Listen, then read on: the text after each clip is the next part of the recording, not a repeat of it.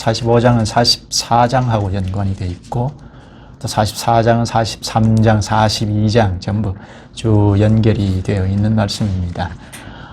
이 45장에는 드디어 요셉이 신분을 밝힙니다. 형들에게 내가 요셉입니다 하고 밝힙니다. 그러자 형들이 깜짝 놀라 큰 충격을 받았을 겁니다. 그동안 총리로 대했지 않습니까? 그런데 요셉입니다 하니까 큰 충격을 받았을 것입니다. 그래서 이 본문에도 말을 하지 못했다고 합니다. 입이 얼어붙어 버렸습니다. 그런데 물론 이제 뒤에 가서 부둥켜 안고 울고 말하기 시작하는데요. 요셉은 여기서 멈추지 않고 아버지 야곱과 그 식구들을 전부 초청을 하죠. 가나안 땅에 있는 언약 교회 전체를 초청합니다. 근데 다음 장에 가면 이제 야곱 식구들이 다 애굽으로 이사를 하게 됩니다. 이게 뭐죠? 우리가 지금 뭘 보고 있죠? 언약 교회 전진을 보고 있죠. 이건 이제 표면적으로 나타난 것이고 그 배후에는 하나님께서 섭리하시는 그걸 지금 보고 있죠. 하나님께서 이렇게 섭리해 나가시는 것을 잘 볼 수 있습니다. 조금 거슬러 올라가면 요셉에게 하나님께서 꿈으로 계시의 말씀을 하셨지 않습니까? 높은 지위를 얻을 것이라 하는 건데 단지 이거는 권력을 가질 것이다 하는 것이 아니죠. 좀 더 거슬러 올라가면 아브라함과 언약하신 것이 있죠. 내가 너로 큰 민족을 이루게 하리라. 아브라함부터 시작해서 언약의 자손들이 자꾸자꾸 생산, 양육이 되어서 민족, 교회 혹은 하나님, 나라를 나타내시겠다 하는 약속이잖아요. 그리고 창세기 15장 13절, 16절 가면은 하나님께서 또 언약의 내용을 더 구체적으로 하시죠. 이 언약 공동체가 애굽살이를 해야 할 거다. 400년간 애굽 생활을 해야 할 거다. 그리고 가나안으로 다시 돌아오게 할 것이다 하시지 않습니까? 그런데 지금 우리가 보고 있는 내용은 바로 요셉이 높은 지위를 얻었다는 것을 보고 있고 그리고 야곱 공동체를 이주시키는 이사를 하라 초청하는 내용이 바로 왕까지도 초청을 하는데 그러니까 이면에서 하나님께서 언약하신 것을 이루시기 위하여 섭리해 나가시는 것을 우리가 지금 볼 수 있죠. 섭리가 참 신비롭게 이루어지고 있다는 것을 볼 수가 있죠. 섭리의 신비. 이 점을 생각하면서 말씀을 좀 듣겠습니다. 요셉이 자기 신분을 밝히면서 크게 세 가지를 하는데요. 첫째는 하나님의 섭리를 말합니다. 형제들에게 하나님의 섭리를 말하고 둘째는 야곱 공동체, 아버지 야곱과 야곱 공동체를 전부 초청하는 것을 말하고 셋째는 초청하는데 형제들이 다시 돌아가서 모시고 와야 하니까 형제들이 돌아갈 때 선물을 주고 그리고 당부의 말을 하는 것 이렇게 세 가지가 45장의 중심입니다. 핵심입니다. 첫째 뭐라고 했죠? 하나님의 섭리를 형제들에게 말한다는 겁니다. 지금까지 하나님께서 섭리해 오셨다는 걸 말하고 그리고 앞으로도 하나님께서 일을 해 가실 거라 하는 걸 말하죠. 그리고 둘째는 아버지 야곱을 초청하는 것, 야곱 공동체 전체를 초청하는 것을 말하고 있습니다. 지금 이 본문에 구체적으로 말하죠. 흉년이 든 지가 2년이 되었다고 하죠. 그런데 벌써 야곱 공동체에서 먹을 것이 없어서 1차로 양식을 구해서 갖고 지금 2차로 내려와서 요셉이 정체를 밝히는 거잖아요. 그러니까 앞으로 5년이 더 남았는데 하나님께서 일찌감치 바로왕을 통해서 계시하신 말씀에 비춰보면 요셉은 이건 잘 알고 있으니까 5년간 더 흉년이 들 거라는 건데, 그러면 굶어 죽기가 딱 좋은, 굶어 죽는 사람들이 태반일 텐데, 그래서 야곱 공동체를 애굽으로 초청하는 겁니다. 그런데 문제는 가나안 땅에 정착해서 살고 있는 야곱이 초청한다고 해서 쉽게 이사할까 하는 문제. 가나안 땅을 떠나기가 쉽지 않습니다. 왜 그렇죠? 가나안 땅이 언약의 땅이기 때문입니다. 아브라함이 고향 친척 아비 집을 떠나라 하고 하나님의 말씀대로 떠나서 하란에서 가나안 땅에 당도하니까 하나님이 이 땅이 약속의 땅이다 하셨거든요. 그때부터 이삭, 야곱까지 가나안 땅을 떠날 수 없었던 겁니다. 여기서 잠깐 우리가 생각해야 할 것은, 당시 하나님 나라 할 때 물론 통치인데 꼭 생각해야 할 것은 자손에 대한 약속, 그리고 땅에 대한 약속, 이건 하나님 나라를 현실적으로 나타낸다, 구현한다는 걸 생각해야 합니다. 당시 하나님 나라를 생각할 때는 꼭 통치는 항상 전제해야 하고, 약속의 땅 생각해야 하고, 또 언약의 자손에 대한 것 생각해야 합니다. 그러니까 자손에 대한 약속, 땅에 대한 약속을 하면 하나님 나라를 현실적으로 구현케 한다 하는 생각을 해야 합니다. 야곱이 그 땅이 약속의 땅이기 때문에 아버지, 할아버지 때부터 하나님으로부터 받은 약속의 말씀이 그 땅이었기 때문에 그 약속의 땅을 벗어나기가 쉽지 않다 하는 겁니다. 요셉도 이걸 잘 알고 있습니다. 그래서 형제들에게 집으로 아버지를 모시고 와야겠다는 형제들에게 부탁의 말을 합니다. 나를 봤으니까 보고 듣고 한 그걸 그대로 아버지 야곱에게 알려라 하고, 그리고 내가 영화롭게 됐다, 살고 있다는 것을 알려라 합니다. 요건 야곱 공동체가 다 전부 이사를 와도 부양할 수 있는 능력이 있다는 것이 되겠죠. 그리고 특히 요셉이 살고 있다, 살아있다는, 이게 굉장히 중요하죠.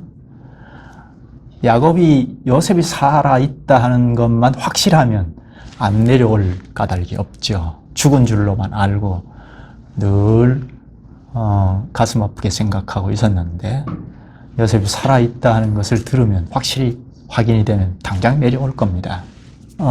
요셉이 야곱 공동체를 초청할 뿐 아니라 바로 왕도 여기에 힘을 가합니다. 초청합니다. 16절부터 20절까지가 바로 왕이 초청한 내용인데요. 본문을 조금만 보겠습니다. 18절을 볼까요? 바로가 말합니다. 이거는 요셉 총리에게 말하는데 형제들에게 그대로 전달하라고 말하는 겁니다. 너희 아버지와 너희 가족을 이끌고 내게로 오라. 내가 너희에게 애굽의 좋은 땅을 주리니 너희가 나라에 기름진 것을 먹으리라. 바로 왕이 애굽에 좋은 땅을 주겠다 약속하죠. 애굽의 왕이 가나안에 있는 유목민들을 초청한다는 것은 획기적인 일입니다. 특이한 일입니다. 그만큼 요셉의 정치를 인정한다는 것이겠죠. 그 다음 구절, 19절을 볼까요? 바로가 이제 명령을 받았으니 이렇게 하라. 너희는 애굽 땅에서 수레를 가져다가 너희 자녀와 아내를 태우고 너희 아버지를 모셔오라. 왕의 수레를 줍니다. 이 왕의 수레는 요셉이 살아있다는 증명이기도 하죠. 왕의 수레까지 보내는데 살아있다는 말이 거짓은 아닐 테니까. 당시 근동에는 수레를 만들어서 사용했던 나라는 이집트 뿐이었습니다.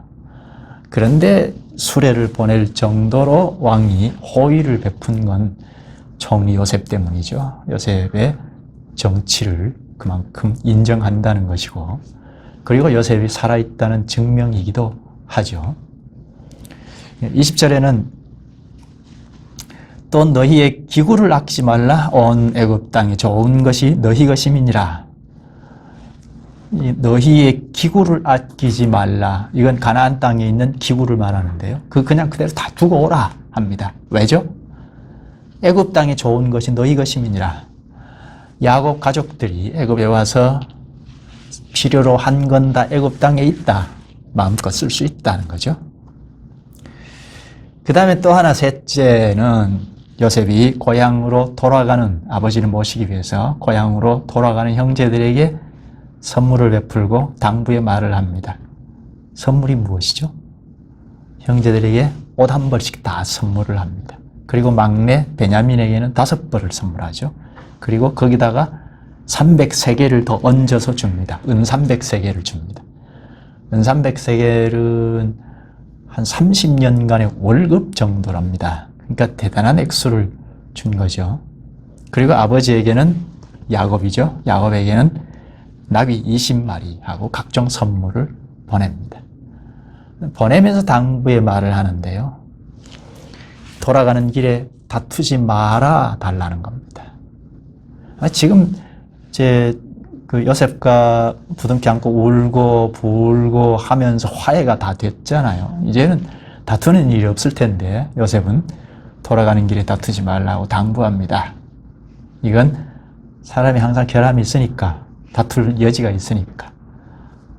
막내 베냐민이 훨씬 많은 선물을 받았으니까 그것 가지고도 얘기 나오다 보면 너만 이러냐 어쩌고저쩌고 할 수 있지 않습니까? 우리 연약한 죄성이 있으니까, 완벽하지 않으니까, 아담의 자손이니까 죄성이 언제든지 발휘할 수 있으니까 당부의 말을 합니다. 다투지 말아달라 하고 부탁합니다. 이렇게 해서 가나안 땅으로 다시 돌아왔습니다. 돌아온 형제들은 바로 아버지 야곱에게 말합니다. 요셉이 살아있다 하는 말을 하고 총리가 되었다는 말을 합니다. 야곱은 받아들이기가 어렵죠. 할 말을 잃어버리고, 그래서 가만히 듣기만 합니다. 듣고만 있습니다. 그런데 요셉이 보낸 왕실의 수레를 보고, 선물들을 보고, 이게 거짓은 아니겠구나, 사실이구나 하고 27절 끝에 보면 야곱은 요셉이 자기를 태우려고 보낸 수레를 보고서야 기운이 소생한지라 합니다. 기운이 소생했다. 이것은 직역하면 영혼이 살아났다는 뜻입니다. 과장된 수사학적인 표현인데요.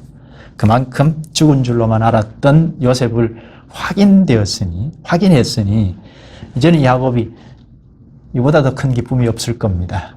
그런 뜻에서 영혼이 살아났다 합니다. 아마 야곱이 이때 한 130세쯤 되는데요. 130년간 가장 기쁜 날이 아니었을까 싶습니다. 그래서 마지막 28절 끝에 보면 내가 죽기 전에 가서 요셉을 보리라 하고 애굽으로 갈 채비를 합니다. 이것이 45장의 요지입니다. 이제 윤곽은 잡혔죠? 조금 더 자세히 볼까요? 먼저 요셉이 신분을 밝힐 때 정을 억제하지 못하여서 울었다 하는데요. 요셉이 울었던 건 지금만은 아니죠. 1차로 형제들이 애굽에 내려왔을 때 총리로 요셉이 막 이렇게 고통을 줬지 않습니까? 너희들이 정탐꾼이다 하고 막 밀어붙이니까 형제들이 22년 전쯤에 이를 기억을 한 겁니다. 요셉을 괴롭혔던 42장 21절에 보면 22년 전의 이 일을 기억하면서 그때 요셉이 우리에게 애걸할 때에 그 마음의 괴로움을 보고도 듣지 아니하였으므로 이 괴로움이 우리에게 임하도다 했단 말입니다. 자기들끼리 형제들끼리 그러는 것을 요셉이 보고 울었던 겁니다. 그리고 43장 30절에 보면 이건 2차 방문 때인데 지금 방문 때이죠. 조금 전의 일이죠. 베냐민을 확인한 후에 막둥이 베냐민을 확인한 후에 정을 억제하지 못하여서 울었다 합니다. 그리고 오늘 본문에 또다시 우는데요. 이 본문의 울음은 보통 울음이 아닙니다.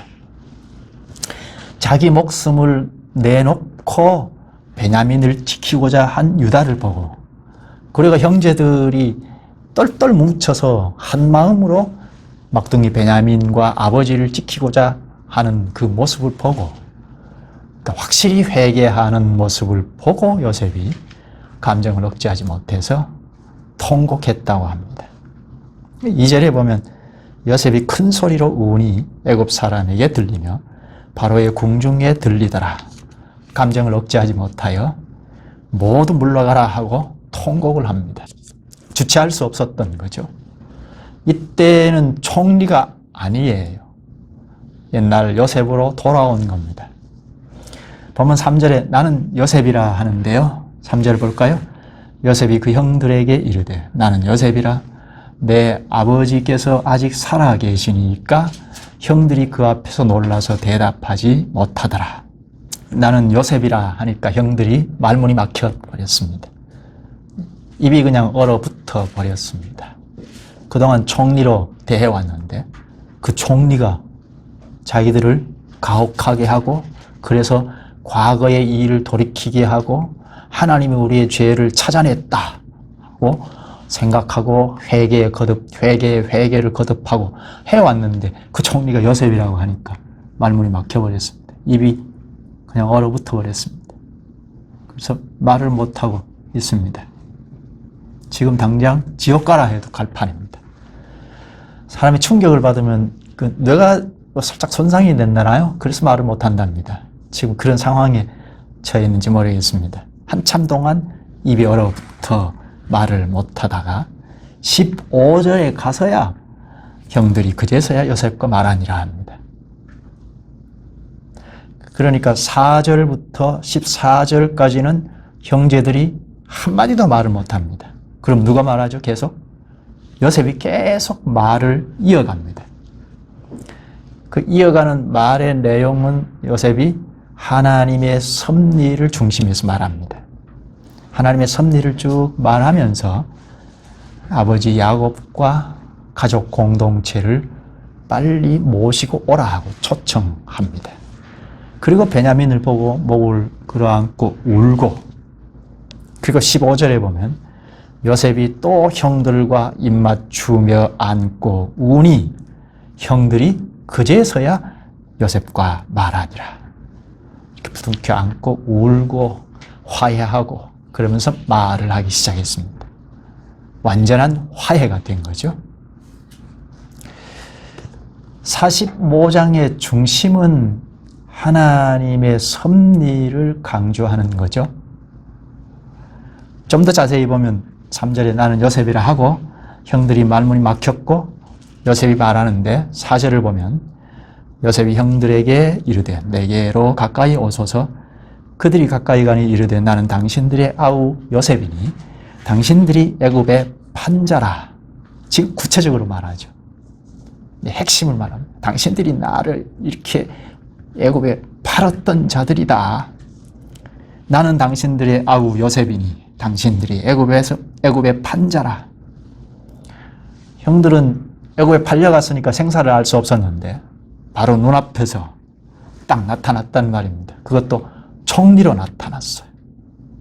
이젠 뭐 차라리 죽는 게 낫지 않을까 할 정도가 됐습니다. 그죠?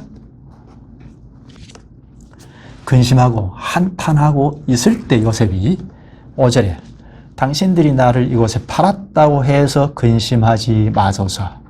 4절까지는 차라리 죽였으면 이런 심정이었을 텐데 그때 요셉이 당신들이 나를 이곳에 팔았다고 해서 근심하지 마소서. 한탄하지 마소서. 하나님이 생명을 구원하시려고 나를 당신들보다 앞서 보내셨나이다 합니다. 보복해도 시원찮을 판인데 당장 칼로 막 휘둘러도 진짜 시원찮을 판인데 하나님이 생명을 구원하시려고 나를 당신들보다 먼저 보내셨나이다 합니다. 이게 무슨 말이죠? 하나님의 섭리를 강조해서 말하는 거죠. 하나님이 생명을 구원하시려고 나를 당신들보다 먼저 보내셨나이다. 여기 하나님의 구원에는 지금 형제들도 포함이 되어 있죠. 이게 말이나 됩니까? 원수 같은 형들인데 죽여도 시원찮을 판인데 구원이라고 합니다. 이게 정상적인 생각을 가지고 있는 사람이 할 수 있는 말은 아니죠. 요셉은 청춘을 다 보내버렸어요. 형들을 팔아먹은 것 때문에. 17세에 팔려와서 13년간이나 노예 생활을 했단 말입니다. 근데 뭐 요셉이 대단한 사람이라고 하나님의 구원이다, 하나님이 보내셨다 할 수 있나 말입니다. 아담의 후손으로 온 이상 이럴 수가 없어요. 요셉이 사람이 아닌가 싶을 정도예요. 얼마든지 보복할 수 있죠. 그런데 하나님의 구원을 말합니다. 7절을 한번 볼까요? 하나님이 큰 구원으로 당신들의 생명을 보존하고 당신들의 후손을 세상에 두시려고 나를 당신들보다 먼저 보내셨나니. 이게 말이 안 되는 건데 지금 저는 읽으면서 말이 잘 안 되는 건데요. 요셉이 노예로 팔려왔는데 하나님이 먼저 애굽에 나를 보냈다 합니다. 보낸 목적은 여기 하나님의 큰 구원으로 형들의 생명을 보존하고 형들의 후손을 세상에 두시려고 나를 당신들보다 먼저 보내셨나요? 조금 좀 가다듬어서 읽으면 요셉이 하나님의 섭리를 잘 알고 있구나. 요셉을 좀 더 이해하려고 하면 요셉은 철저히 하나님의 섭리를 알고 있구나. 하나님의 계시의 말씀을 알고 있구나 할 수 있죠. 하나님이 지금까지 하신 걸 말하잖아요. 형제들의 생명을 구원하기 위해서 나를 먼저 보냈다고 하고, 그리고 여기 후손을 세상에 두시려고 나를 먼저 보냈다고 합니다. 그러니까 앞으로 하나님이 하실 일도 같이 말하죠. 요셉이라고 사람이 아닌 건 아니고 감정이 다 있고 죄성이 다 있습니다. 보복할 마음이 왜 없겠어요? 하루에도 12번씩 왔다 갔다 할 텐데. 그런데 하나님의 뜻, 하나님의 섭리, 하나님의 계시의 말씀을 알고 있어서 하나님의 뜻이 이것이구나 하는 것이 명료하니까 그걸 거부할 수는 없다는 겁니다. 뜻을 하나님께서 하시고자 하시는 뜻을 명확하게 알고 있는 이상 그걸 막을 사람은 아무도 없습니다. 그러니까 하나님의 뜻을 말할 뿐이죠. 모르겠습니다. 마음 가운데는 용납이 안 됐을 수도 있을 겁니다. 그런데 배운 말씀, 깨달은 말씀은 어떻게 할 방법이 없으니까 말할 뿐입니다. 저도 가끔은 그런 생각이 들 때가 있어요. 차라리 몰랐더라면, 근데 알고 있는 이상 말할 뿐이라는 여러분도 있을지 모르겠습니다. 그러니까 우리가 배울 때 잘 배워야 하죠. 살인자도 용서하라. 그렇게 배웠으면, 그게 하나님 말씀에 명백하면, 배웠으니까 나 어떻게 할 방법이 없다. 용서하겠다. 마음은 용납이 안 될지 모르겠습니다만. 그러니까 배운 대로 하는 거죠. 그러니까 우리가 말씀을 잘 배워야죠. 요셉은 증조 할아버지 아브라함이죠. 아브라함 언약도 알고 있었을 겁니다. 서두에서 우리가 본 건데 창세기 15장 13절에서 16절의 내용. 언약 자손들이 400년간 애굽살이를 해야 할 거라는 거, 그리고 가나안 땅으로 다시 복귀할 거라는 거, 이 말씀도 잘 알고 있었을 것 같습니다. 그러니까 400년간 아브라함의 자손들이 애굽살이를 해야 할 거라는 것, 그걸 요셉이 막을 수가 없죠. 그게 어떻게 구체적으로 이루어질지는 잘 알 수 없다 하더라도 하나님께서 계속 섭리해 가시는 그 일을 가로막을 수는 없다는 겁니다. 요셉이 분명하게 말합니다. 본문 8절에 그런즉 나를 이리로 보낸 이는 당신들이 아니요 하나님이시라. 하나님이 나를 바로에게 아버지로 삼으시고 그 온 집의 주를 삼으시며 애굽 온 땅의 통치자로 삼으셨나이다. 여기 하나님이 보내셨다, 또 요셉을 바로에게 아버지로 삼으셨다, 또 애굽의 온 땅의 통치자로 삼으셨다 합니다. 하나님이 보내셨다는 것은 형들이 노예로 팔았지만 하나님께서 그걸 쓰셨다는 거죠. 형들이 잘했다는 얘기 아닙니다. 형들이 죄가 없다는 얘기가 아닙니다. 그러나 하나님께서 섭리해 가시는 일에 그게 걸림돌이 될 수 있겠는데 하나님은 그것까지도 쓰셨다는 겁니다. 그리고 요셉을 바로에게 아버지로 삼으셨다 하는데 요셉이 바로의 아버지라는 이 말은 바로에게는 유일한 상담자가 요셉이었다는 그렇게 풀이할 수 있습니다. 그리고 애굽 온 땅의 통치자로 삼으셨나이다. 이건 권력을 요셉에게 다 줬다는 이야기죠. 바로 왕이 요셉에게 다 넘겨줬다는 겁니다. 권력을 주신 목적은 당신은 언약교회를 애굽으로 이주시키기 위함이다 하는 겁니다. 요셉이 초청하는데 배후의 하나님이 이렇게 섭리해 가시더라는 겁니다.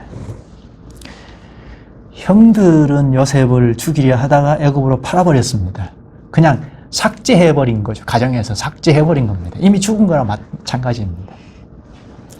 이방 나라의 노예로 팔아버렸는데 그러나 하나님의 섭리의 일을 가로막을 수는 없었습니다. 요셉은 사라져버렸고 형제들은 죄악으로 언약의 자손이라고 할 만하지 못하게 되어버렸습니다. 당시 교회가 그랬어요. 그러니까 하나님께서 교회를 그릇으로 쓰시는데 그릇이 형편없이 쓸 수 없게 되어버렸으니까 하나님의 섭리의 일, 하나님께서 계획하신 일을 추진할 수가 없는 상황이 되어버렸습니다. 그럴지라도 하나님은 하나님의 일을 중단하지 않으셨다 하는 겁니다. 자신의 계획과 목적을 중단 없이 펼쳐 나오셨다는 겁니다. 요셉은 요걸 잘 알고 있습니다. 요셉의 고백에서 볼 수 있잖아요. 형들은 나를 노예로 팔았다. 근데 하나님이 나를 쓰셔서 먼저 보내셨다 하잖아요. 7절을 보면 요셉이 말한 걸 잘 좀 이해할 필요가 있는데요. 하나님이 큰 구원으로 당신들의 생명을 보존하고 당신들의 후손을 세상에 두시려고 나를 당신들보다 먼저 보내셨나니. 하나님의 큰 구원으로. 가까이는 앞에서 이미 봤는데요. 가까이는 형들의 생명을 보존한다는 거고 지금 기근으로 먹고 살기 어려운 상황이 됐잖아요. 그래서 양식을 구하러 왔는데 그 당신은 바로 언약 공동체, 야곱 공동체를 살리시기 위함이라는 것.